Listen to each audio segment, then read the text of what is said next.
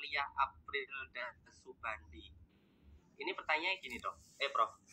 Maaf untuk menentukan kata kunci jawaban dari pertanyaan bagaimana ya supaya tidak terkecoh. Ya, itu memang betul itu pertanyaan. Coba saya lihat soalnya ya. Ini kan soal pertama ya tentang the Great Pacific Garbage Patch itu akumulasi sampah permukaan laut terbesar di dunia. Nah, penyebab utama sampah ini terakumulasi di bagian tengah samudra.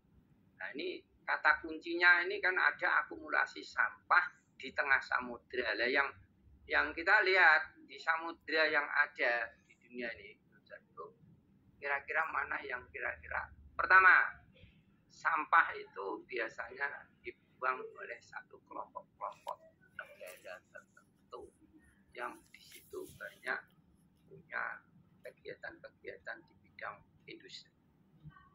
Ya. Karena kalau dia bidang pertanian agraris, itu dia sampahnya nggak begitu banyak.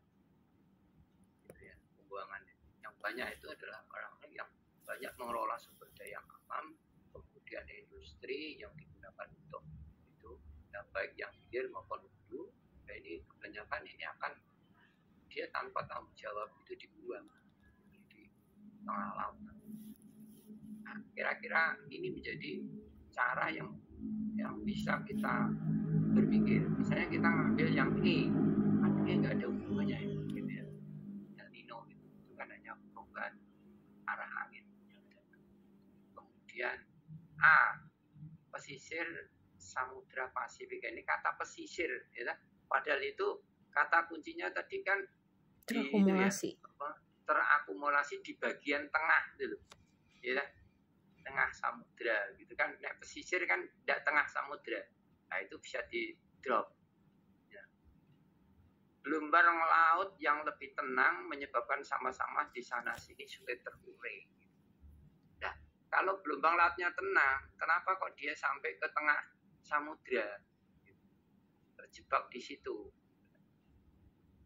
Terus tekanan udara yang lebih rendah menyebabkan angin membawa sampah berkumpul di tengah Samudra Pasifik.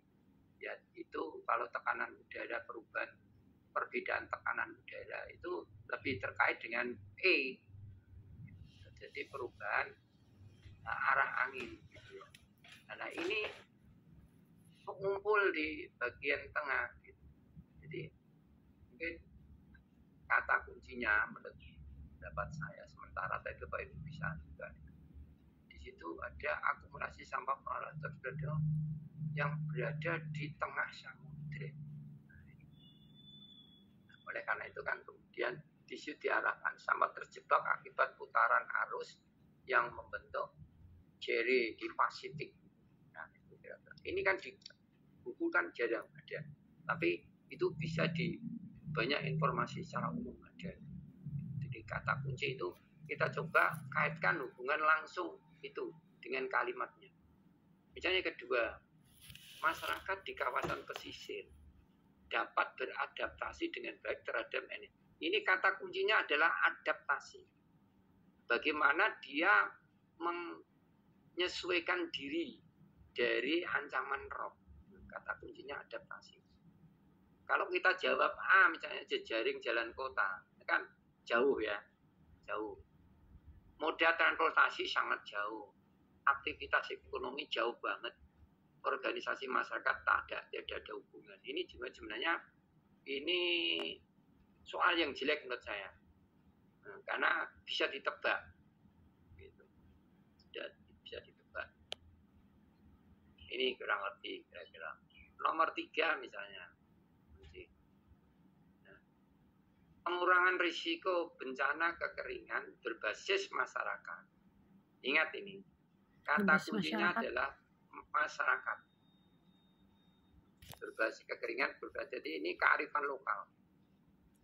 Kearifan lokal ini banyak terjadi di daerah-daerah wilayah kekeringan. Kalau di Jawa Tengah itu, di Jawa Tengah itu dan DIY itu ada di Gunung Kidul yang paling banyak. Model-model ini, dia panen hujan. Jadi pada musim hujan semacam ini, dia membuat menampung. Tapi sekarang udah meluas di beberapa tempat di kota-kota. Ya, Kalimantan sudah lama menjadi kearifan lokal. Karena Kalimantan itu memang sistem struktur tanah dan batuannya itu kurang bisa menyimpan air dengan baik karena komposisinya. Sehingga aquifer di dalam tanah di daerah sana itu relatif sangat sedikit kemampuannya dalam menampung air. Sehingga banyak masyarakat di sana membangun rumah itu di bawahnya itu dibikin tempat itu tampungan air khusus itu, sehingga ketika hujan langsung disalurkan ke baknya. Jadi di sini adalah bentuk kearifan lokal bagaimana dia mendapatkan air. Dan ini dilakukan di kota-kota sudah ada, di Jakarta, di Semarang, itu di kantor-kantor itu sudah mulai memanen air hujan. Jadi dari air hujan itu dibuat semacam ada ini peralon, kemudian dimasukkan di bak tandun. Itu menghemat air tanah. Nah, ini teknologi. Saya kira itu nggih, Pak Rino.